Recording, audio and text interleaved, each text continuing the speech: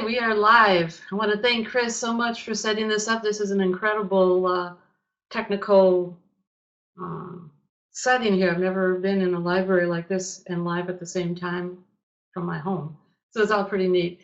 I would like to also thank New Harbinger Publications, they're my publisher for my new book, The Queen of Distraction, and they have really worked hard at putting this together as well. So thank you, and a special thank you to Karen, wherever you might be. So yes, I'm Terry Matlen, and the author of the new book, The Queen of Distraction, which just came out a couple weeks ago. And tonight we're going to be talking about how women with ADHD can conquer chaos, find focus, and get more done.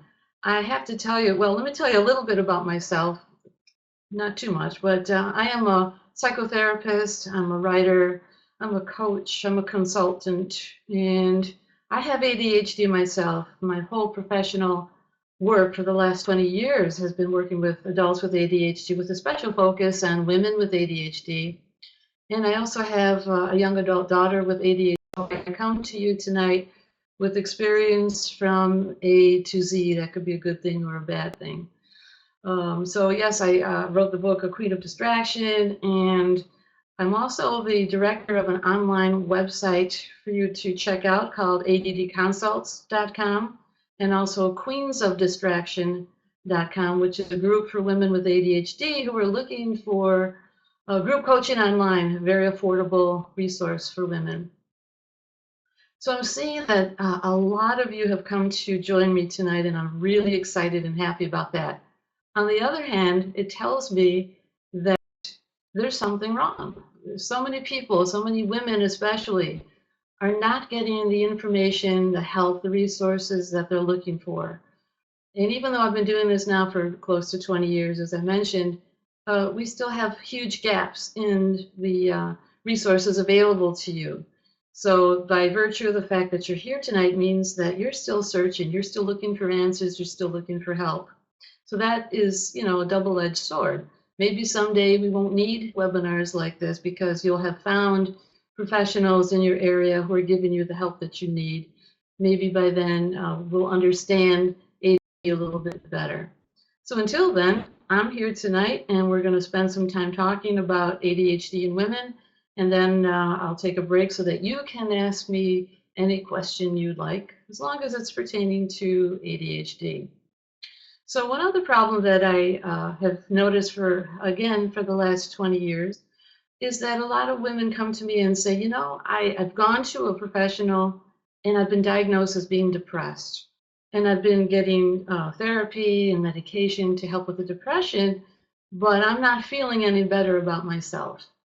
So what's happening is a lot of women are looking for help and they're being misdiagnosed with depression. The ADHD is being completely missed, and I would say the majority of the time. So they're not getting the appropriate help. The medication for depression may, help a little bit if there is depression along with your ADHD, but it's not addressing the AD, so the depression continues, anxiety, eating disorders, substance abuse, addictions, all of these things that we see with ADHD, or things that get worse if your ADHD is not treated. So women are saying to me, I'm not getting the appropriate treatment, and then what happens? Women begin to complete failures. Well, why is that? Because we have so many things that we're juggling: issues, time management, clutter, and hypersensitivities. That's another area that I'm going to talk a little bit more about later. But let's get into some general tips. Procrastinating is a huge problem for probably all of us. So what do? We don't know where to start. We don't know how to end. We don't know where to begin. We don't know how to get from A to B. So what I suggest in my book is using what I call the medical triage approach. So like if you're having a heart attack, God forbid, and you end up in the emergency room, you're going to get the attention that you need before someone else who might have a splinter under their toenail. So thinking about the medical triage way, when you have things that you need to do and you don't know where to begin, think about what is imperative, what is happening right now that you must address. Is your electric bill not paying? Lose your electricity tomorrow? Boom, there's your answer.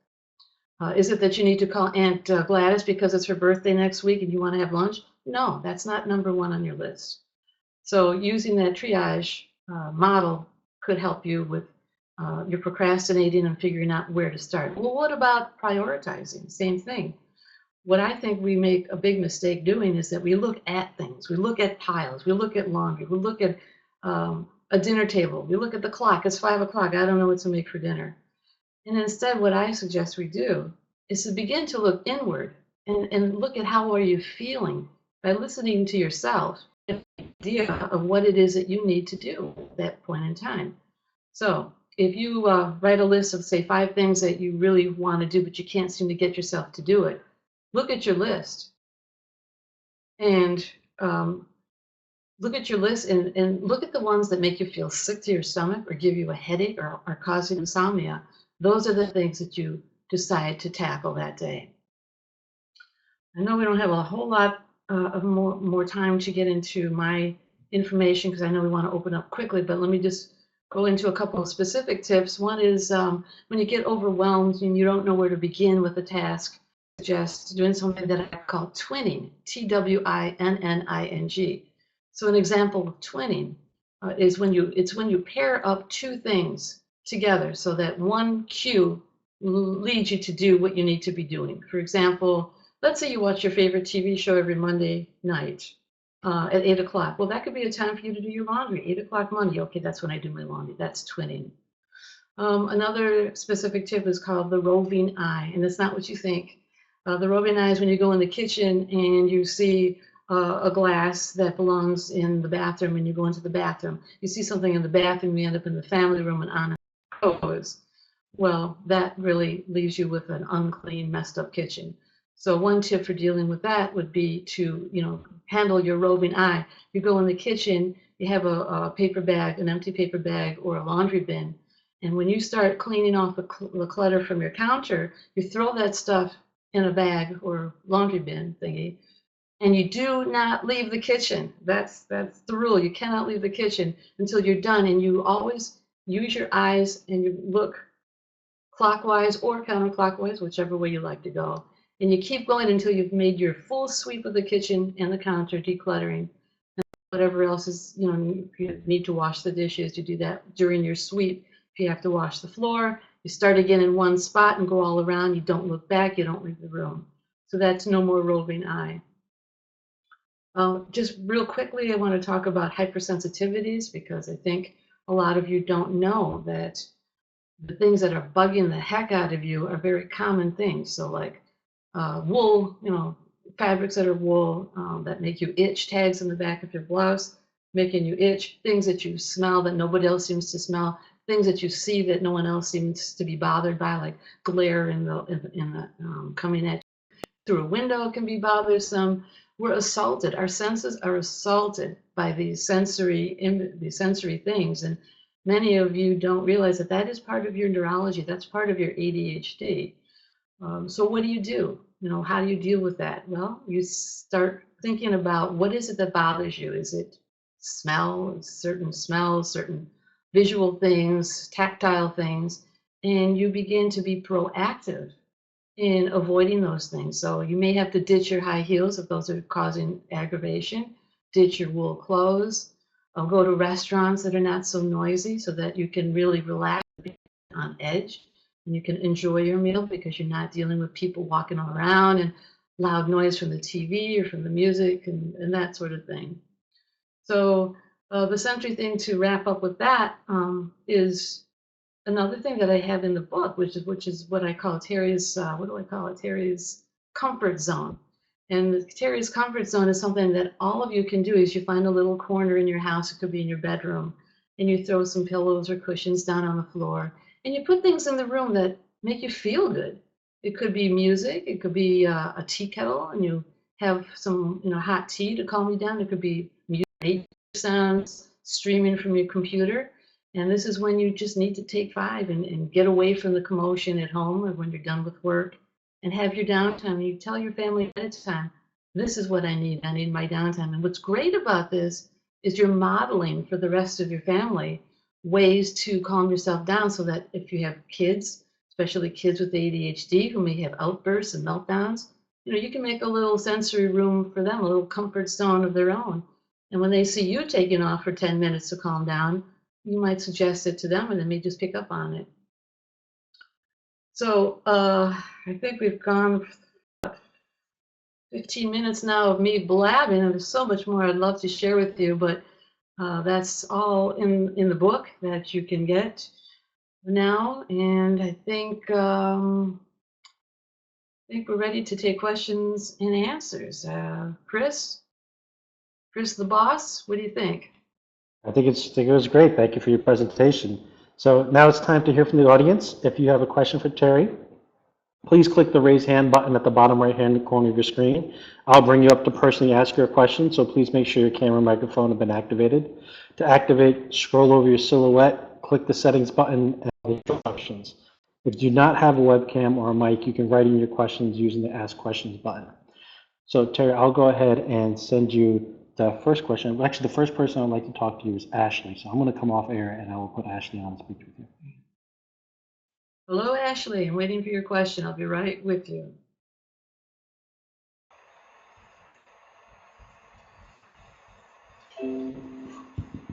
Oh, I see you. Actually, Hi, Ashley. I had a question about there was a lot of feedback, but I fixed it by switching rooms. Oh, okay. So you're okay now? Okay, it worked because my ADHD was kicking in, but I fixed it. Good for you. Well, thanks for coming out tonight.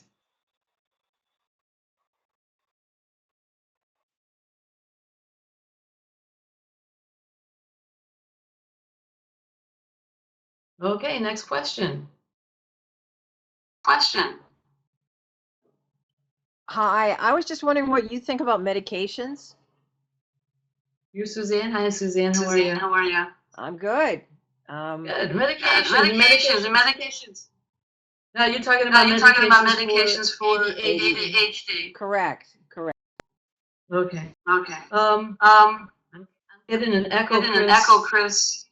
Is there anything I can do to stop the echo?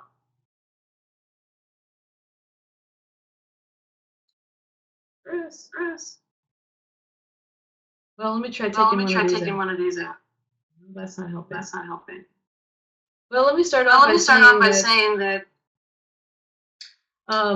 medication is a very controversial thing for a lot of people in that. Many people don't feel comfortable taking medication. Medications in their bodies. I'm going to talk to you about two sides of that whole story. I think that before we take medication, you can try other things first. Some of the things that work for treating ADHD, of course, are, talk about counseling. ADHD coaching is a huge help for working with your executive function, which is figuring out how do I get from A to B. Where do I start? Where do I begin? How do I end? So coaches do a great job in helping adults with ADHD. But sometimes that's not enough, and medications are needed. There are many studies out there because stimulant medications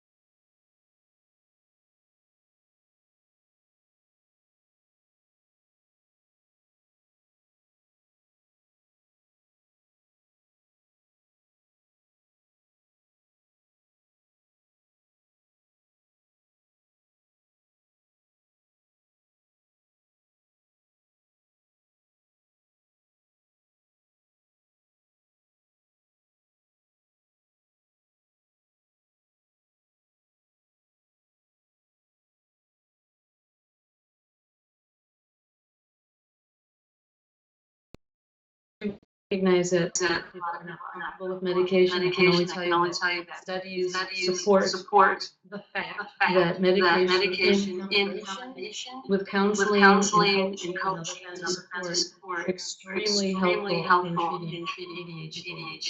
I hope that there are some other non-nutritional things that people find helpful, and there is research to back that. One of those is exercise. Exercise has been shown to alleviate any ADHD symptoms in children. It's an excellent thing to do, even if you are taking medication. Adding exercise is Meditation. A lot of adults say, how do you expect me to meditate? Well, we have studies that are showing now that meditation is extremely helpful. And before you just ditch that idea, give it yoga. Is shown to be very helpful. I'm not so certain about the research about yoga. I do yoga that's rather new for me in the last year. I find it extremely helpful as a way to focus and to control my ADHD symptoms. So, two sides to the story, but there is research to back up the efficacy and safety of medication. Not all of medication is stimulant medication, so there are non-stimulant medications as well that you can explore. Your doctor, caveat is, I'm not a doctor. Can't prescribe medications. I can't recommend medications. I'm only giving you, my overview. I hope that helps. Thank you.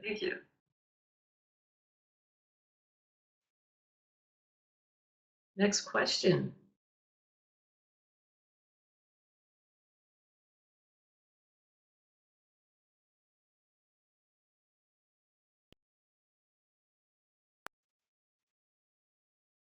I see a question. I'll read it to you because I don't think you can see it, from Anna. Anna, you mentioned that one of your kids has ADHD too. Is ADHD genetic? Yes. However, in my situation, I'm an adoptive mom, so my kids are adopted. But in general, ADHD is highly genetic. In fact, they say it's as genetic as one's height. So if you tend to have tall members of your family, tall parents, kids tend to be tall as well. Same thing with ADHD, highly genetic. If parents have one or both, then I think it's is it 50% or 60% chance that your child will have ADHD. So yes, highly genetic. Next question.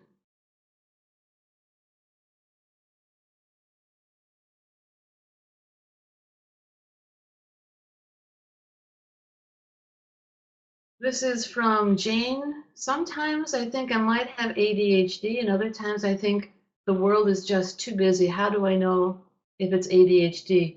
That's actually a really great question, because our world has changed dramatically from the time my kids were little to now. I question how you young moms deal with raising your kids in this age of electronics and fast movement, and everything is just happening. I'm seeing 10-year-olds with iPhones, and I question what's happening here.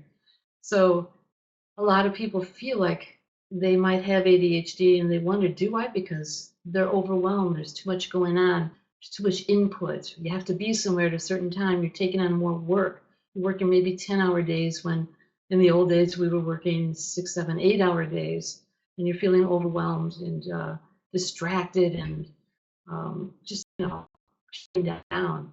So one way that you can tell, I actually got this from a fellow named Tom Hartman. Tom Hartman, years ago, he was one of the frontier advocates of understanding ADHD through his books.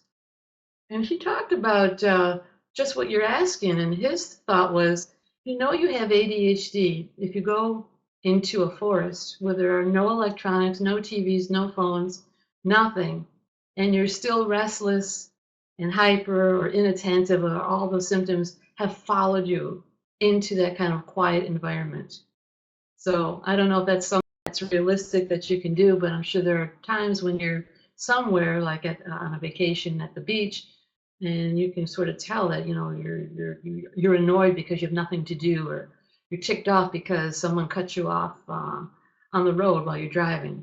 So there are ways to tell, but it can be a little bit confusing. The best way to know for sure is to go to a professional who has a really good take on adult ADHD. There's not many of them, and to go for an evaluation, which brings me into another little piece about how to find somebody who can evaluate you, because I've been talking about how hard it is to find someone.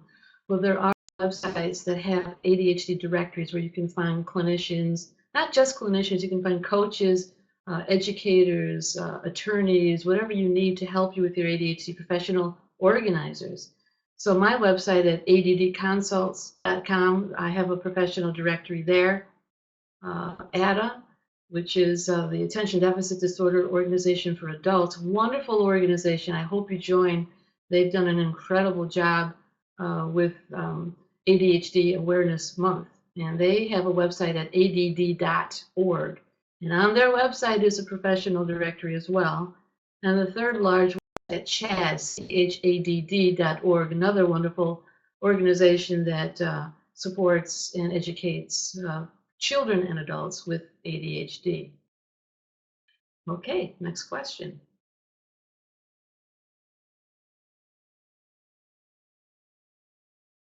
This is from Jennifer. How do you cope when you have ADD and you're homeschooling your children? First of all, I give you a lot of kudos for being able to take that on. That's not something I could do. I used to cheer when that bus came at 30 in the morning to pick up my children. I hope they're not listening. It's very difficult when you have ADHD and you're homeschooling your children, and especially, it doesn't say here whether your kids have ADHD or not, but if you do, there's a chance that one or more of your kids do. How do you cope? You need support, number one. I mean, first of all, is this something you really want to take on? If you're dead serious about this is how you want to educate your children, there are no other options, or anything else, you don't want to deal with the public schools for whatever reason, you need help.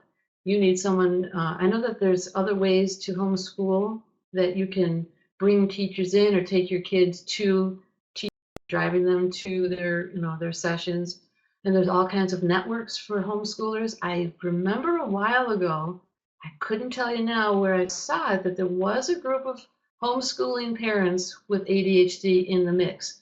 Can't remember now if the parents had ADHD too, but I would do a Google for ADHD and homeschooling and see what comes up. I would also get help for yourself for making sure that you are being adequately treated for your ADHD. Work around your schedule in terms of your internal schedule. Let's say if you're a morning person, you do your best in the morning. Take on the hard of your schooling in the morning and take time off, at the other time of the day where you might not be as clear thinking. So start thinking about when do you feel best? What kind of environment works best for you? What kind of room works best for you? And then hook in with other parents who are doing what you're doing, because it's a very difficult thing to do this alone if you have ADHD. Okay, I think next question. Oh, we've got someone coming up on video. This is Victoria. Better put these in. Hey, Hey, Victoria. Hi, how are you? can you hear me? I sure can. Okay, I don't know about awesome. the rest of the room. Can the rest of the room hear me? Somebody give me a thumbs up. Well, you know what? I'll repeat your question in case they can't. How's that? Okay. Well, I have been recently diagnosed with ADHD 2 years ago by my psychiatrist.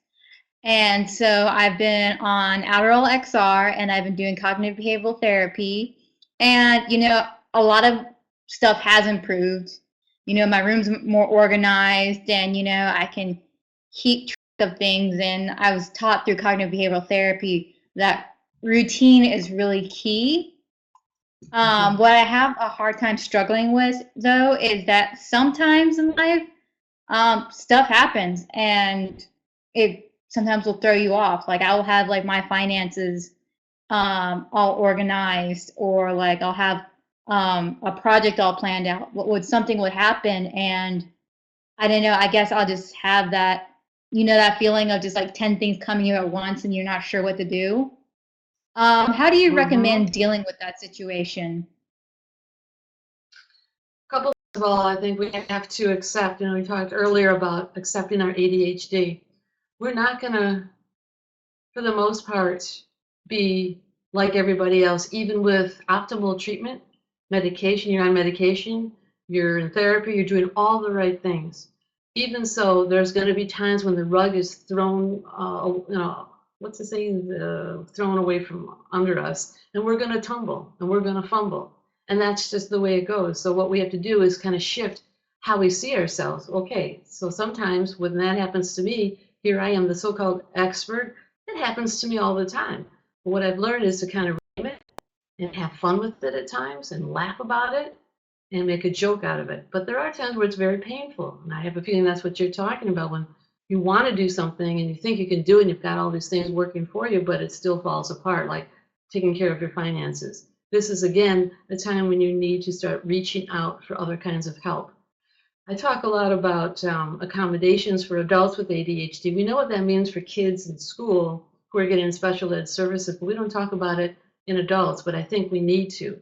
And that's making accommodations for yourself where you need to get the kind of help from the kinds of things that you're talking about. In your case, it may be a huge expense, but I call it, it's not, I say it's not a luxury, it's something that we need. So in your case, you might need to hire a bookkeeper once in a while to help you stay on track with your finances. It may seem like a luxury, but I call it an accommodation. Or working with a Okay. coach.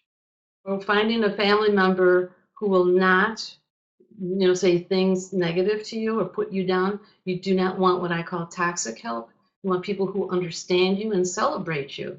But finding those kind of, maybe a friend. Sometimes it's not a good idea to get a family member because of all the different things that can play in a negative way, but to find someone, who treasures, all the wonderful things about you and doesn't have the same kind of relationship that a spouse or partner would have. Getting help and changing how you think about getting help and not seeing it as, well, I should be able to do this. Well, heck, I should be able to do these things too, and I can't. That's part of my ADD. Okay. All right. Thank you.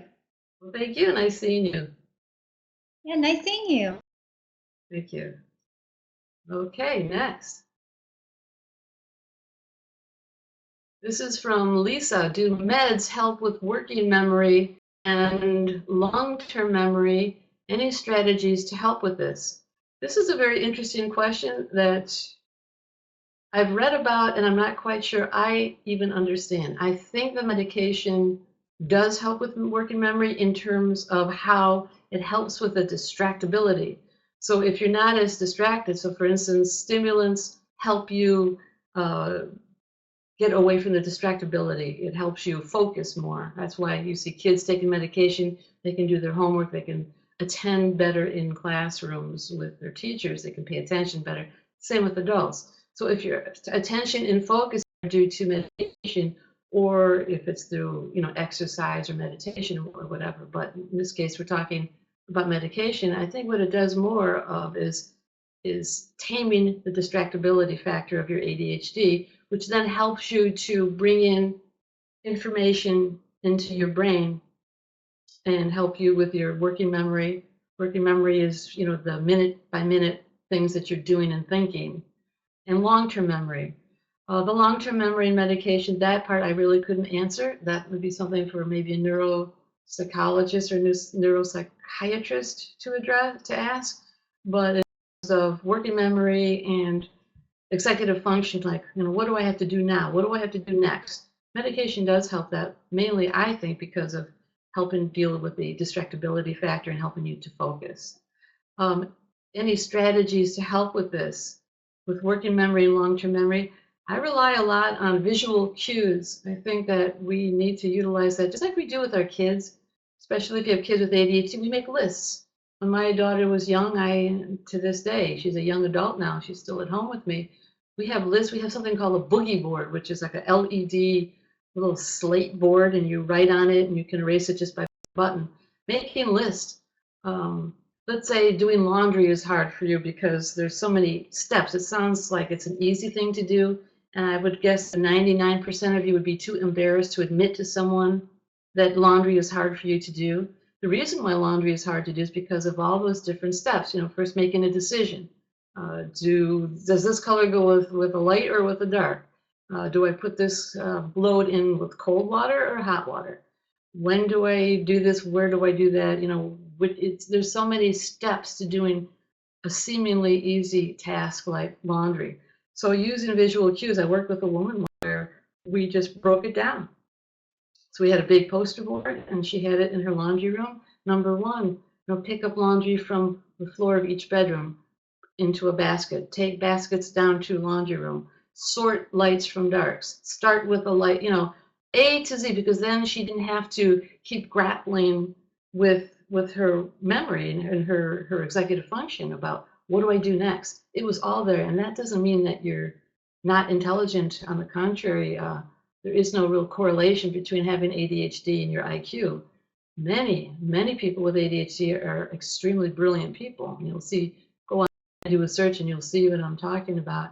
It has nothing to do with your IQ. It's your executive function. It's just your wiring, your brain wiring.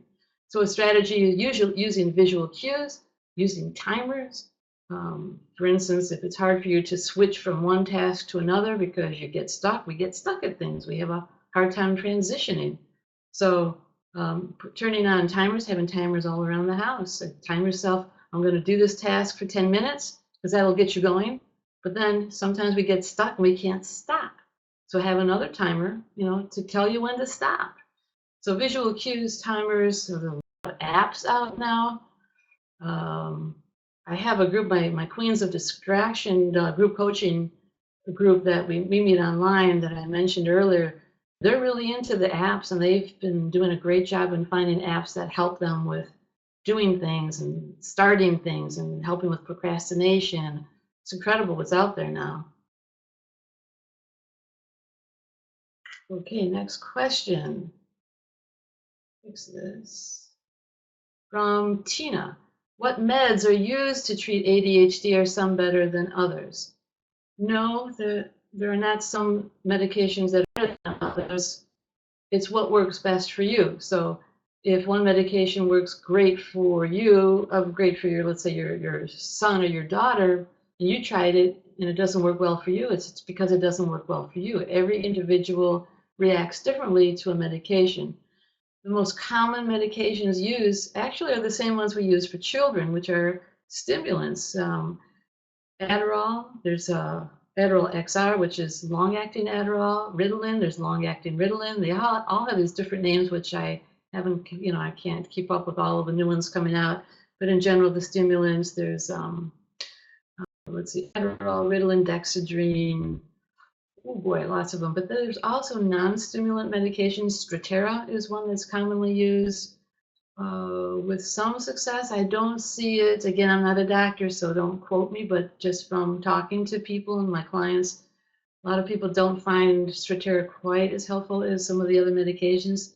And now there's a new whole type of medication that people are using. They're generally used for hypertension. And I can't even tell you the names. I know the medications I used when my daughter was young. Clonidine was one of them. So there are hypertensives that are now being used for ADHD. Medications tend to work more for the hyperactivity component of the ADHD, not so much with attention. So if you have, there's different subtypes, which I'm not going to get into unless the question comes up, of ADHD, but the stimulants seem to cover more ground from what I see of not only the hyperactivity, if you have that, but it also helps with attention and mood stability. So I think that the stimulants are used more so than the non-stimulants, unless you have a problem with chemical dependency. If you're abusing substances, then most cases doctors will stay away from the stimulants, because if used improperly, they can be addictive. If you don't have addictive tendencies or a history of substance abuse, if you're taking the stimulants the way the doctor tells you to, you should be okay. Okay, next question. From Joey, is there anything I can do in the moment when I'm having really bad ADHD symptoms? I'd like to know which symptoms you might be referring to. If they're symptoms of being impulsive, where you're afraid you're going to jump out in the car and drive to the casino and spend the whole night and spend all your money, or is it that you're blowing up with your kids and having a fight, or that you just can't get started? It's such a broad question that's going to be a little hard to answer, but I'll try. So let's say you're talking about you're feeling really worked up and hyped up and spinning, and you have so much energy that you don't know what to do with yourself. That would be the perfect time to get outside and run, take a walk the dog, do something physical. If it's more about inattention or just not being able to get started, again, the exercise, you can even get one of those little trampolines you've seen, like kids use in their exercise trampoline. Very small, they can fit in any room. Start bouncing. If it's things like paperwork, you can get little fidgets. I actually do have another I have so many websites, but one is myaddstore.com, and you can find fidgets that how much you can see my hands. You put them in your hands, and you can squeeze things or pull things. Things like silly putty you can use to keep your hands. We find that fidgeting helps to focus. There's actually a book called Fidget to Focus, and there's research to back this, that if you're fidgeting with your hands, it helps you to focus more. A lot of different things. Meditation, again, if you're all over the place emotionally, settling down and doing some meditation. If you're not into meditation, going into what I call my comfort room, comfort zone, settling down with quiet music, that sort of thing. Sometimes it means just reaching out to a friend who really understands you and saying, I'm having a tough time. Can I talk it out with you, or will you go for a walk with me? In the morning, we find that if you have some protein in your food, that was an earlier question, like what can we do besides medication? We're finding that high protein breakfast can help you get through the early part of the day better. So, okay, next question.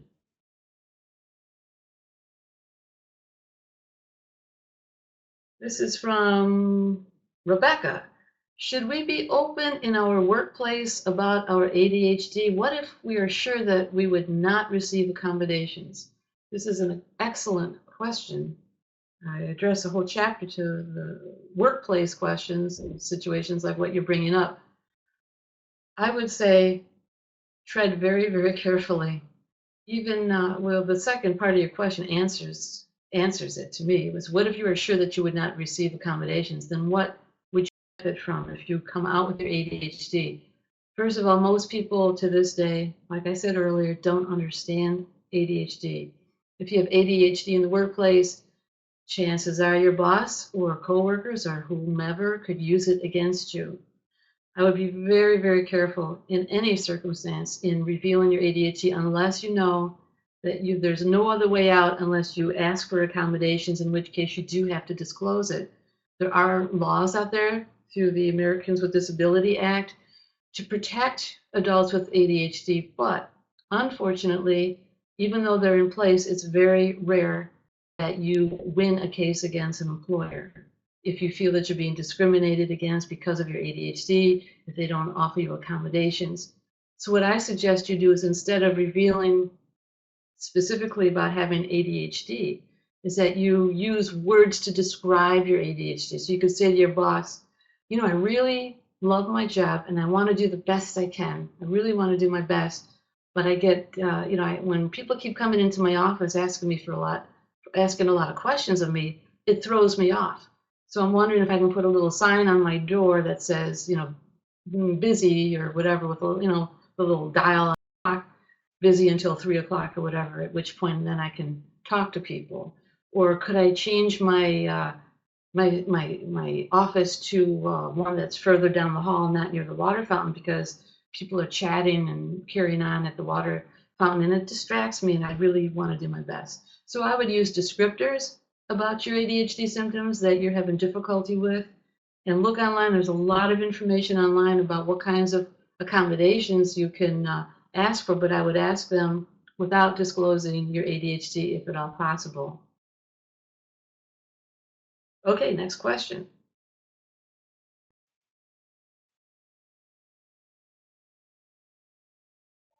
Also, kind of continuing with the last question, this one is from Vanessa. Tips for workplace noise distractions.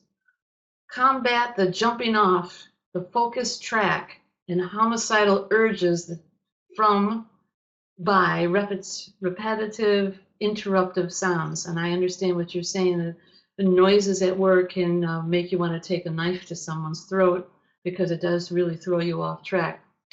One thing that works, if you're allowed to do, I would hope that would be acceptable in most workplaces, unless it's very important that you hear what people are saying, that's different, is to use headphones to block out the noise, is to get a noise machine. What do you call them? They block out the white noise.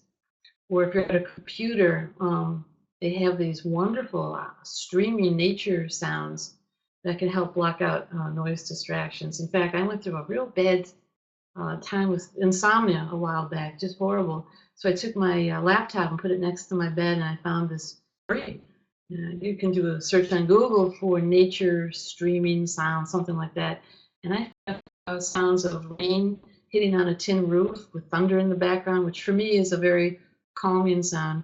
And I didn't hear any of the noises in the house, and it was enough to distract me from my inner thought, because if you have ADHD, that means you ruminate like me. You think about things over and over, and those kinds of things can also help. So see if you can either wear headphones or play some kind of music, and of course that's not going to work if you're with customer service or you're on the floor with sales, but if you can get away with that, then I would go for that. Next question. I think we have just a few, maybe another 5 minutes before we wrap up.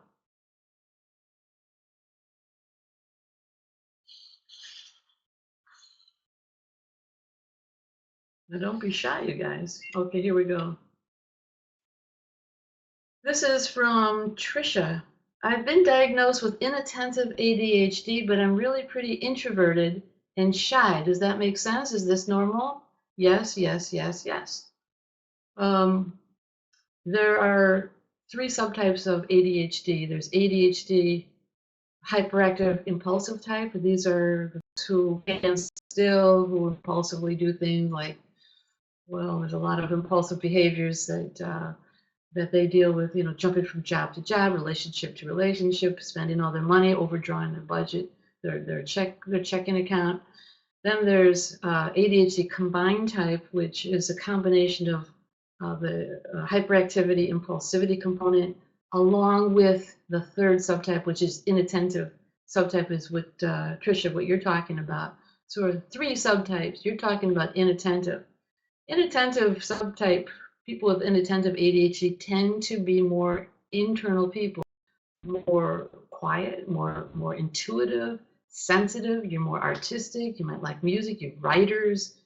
You're psychotherapists. You don't like to be in a crowd of a lot of people because you're more tenderhearted, more sensitive to criticism. So it would make sense that you would be very introverted and shy, because that's kind of how we describe someone with inattentive ADHD. A lot of like daydreaming goes on. These are, as girls, inattentive girls are the ones that get lost in the shuffle because they don't typically have behavioral problems. They're not acting out their impulsivities. They're not acting out their hyperactivities. You see the boys who are shoving the kid in front of them, or speaking out of turn, or they just jiggling out of their chair until they fall on the floor.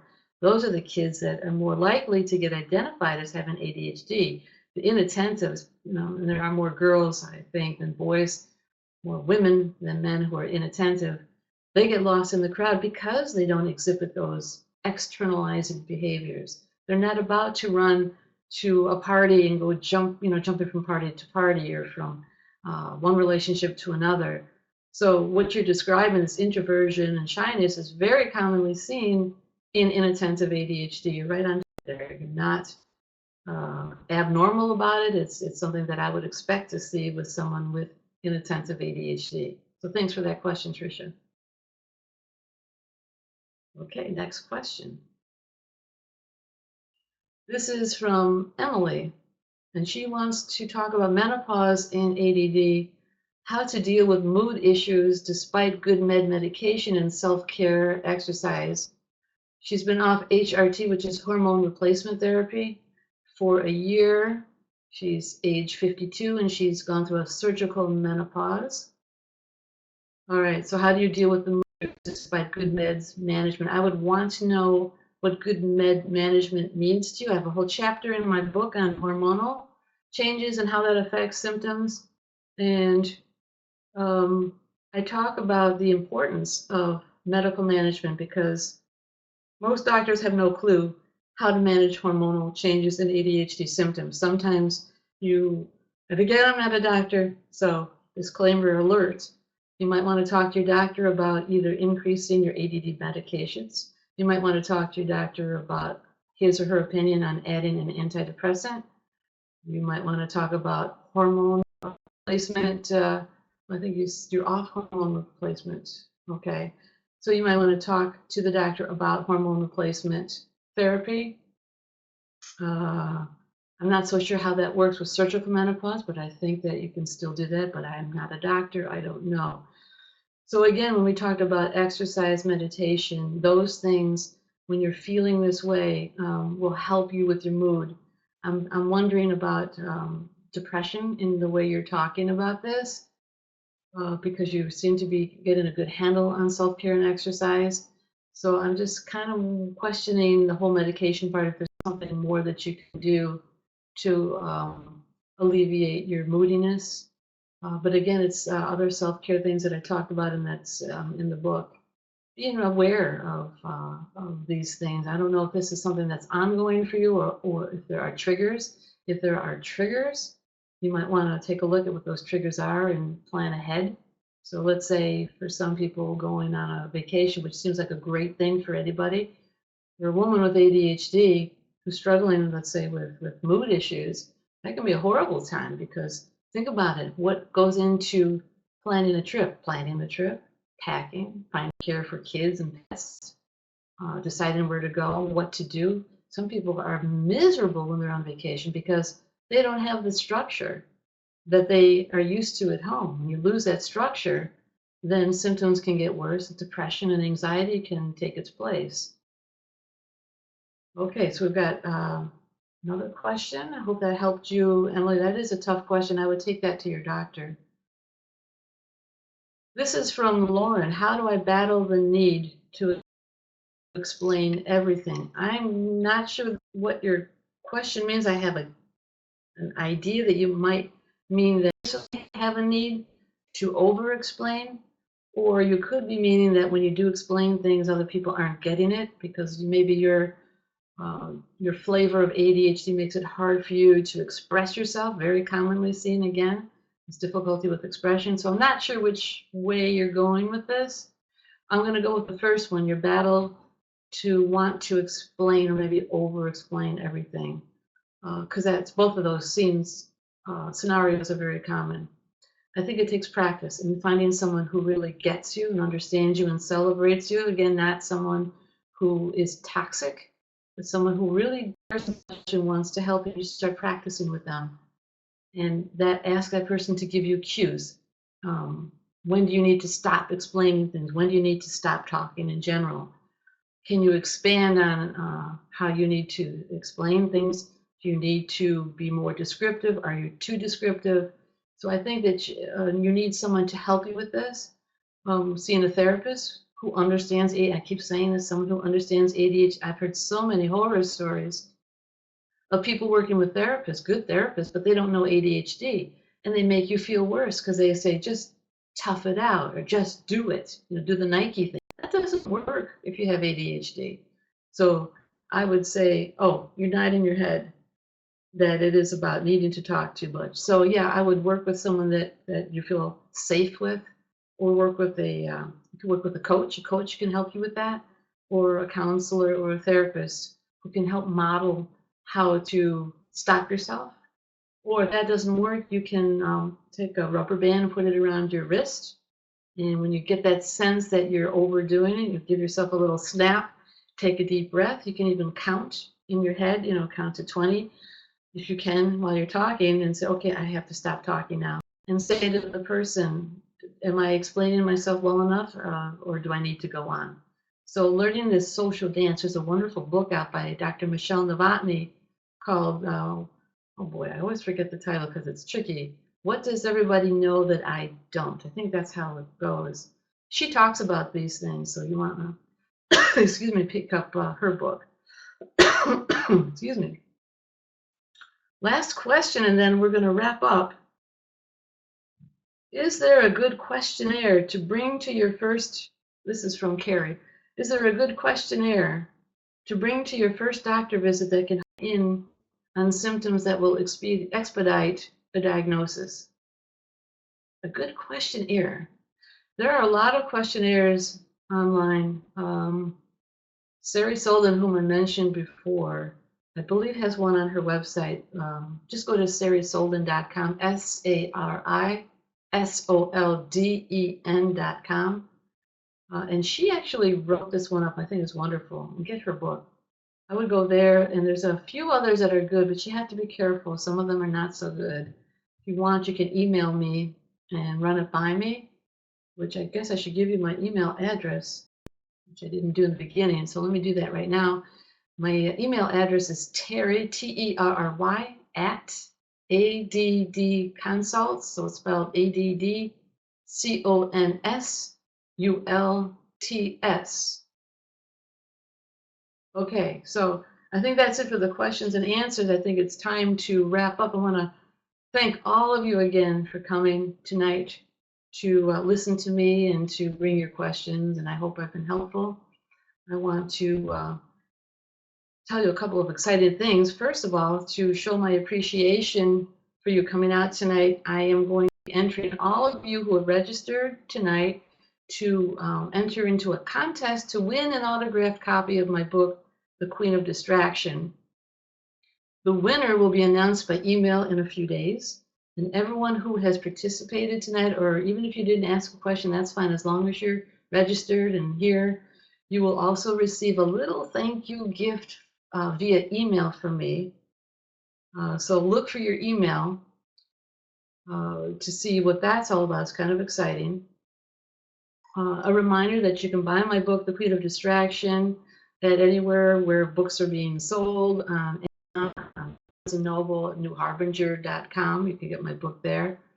I also want to thank ADA, ADD.org, for their tremendous support of promoting tonight's webinar.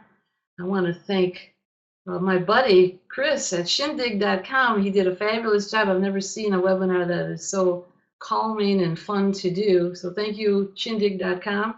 And I want to thank New Harbinger, who published my book and who put this whole thing together. Special thanks again to Karen and to you, my audience.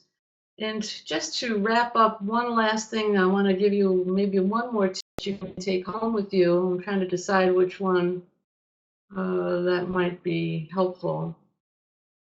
I think one thing that, I see so just across the board that women, especially with ADHD, are people pleasers. I have an idea of why that might be. I think it could be because growing up, we've in our minds felt that we've screwed up so much that we want to please people and make them like us and make them happy about the things we're trying to do right, because we see ourselves in our mind as doing things wrong so much. So because we tend to be people pleasers, we tend to say yes too many times, too often, to requests like a teacher saying to you, oh, would you bake 3 dozen brownies for after school band practice? Yeah, sure. Now, if you're like me, you hate to cook, you hate to bake, you don't have time for it, you're not good at it, it's not your thing. It's the last thing I want to do at the end of a day or beginning of a day. So what I suggest you do is start to retrain yourself to either say, no, I'm really sorry, I can't take this on right now. You don't have to make an explanation. You don't have to make an excuse. You can simply say, no, I can't, I'm sorry. But maybe Susie's mom has time to take that on. If that's too hard for you, and it is for a lot of people, then try this. Say, let me think about it and get back to you.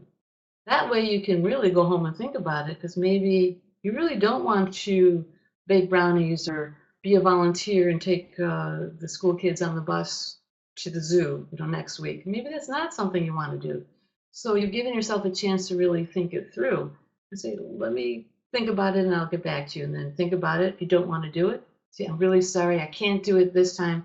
Maybe you can think of something else I can do down the road. Okay, so I think that's the end of the webinar. I don't know if we have another announcement from Chris or the gang, but if not, I want to thank you all again for coming. It's great meeting many of you, and come visit me on my websites, get my book, and connect with me. I love to meet people. Email me, and hopefully I'll see you again. Thanks again.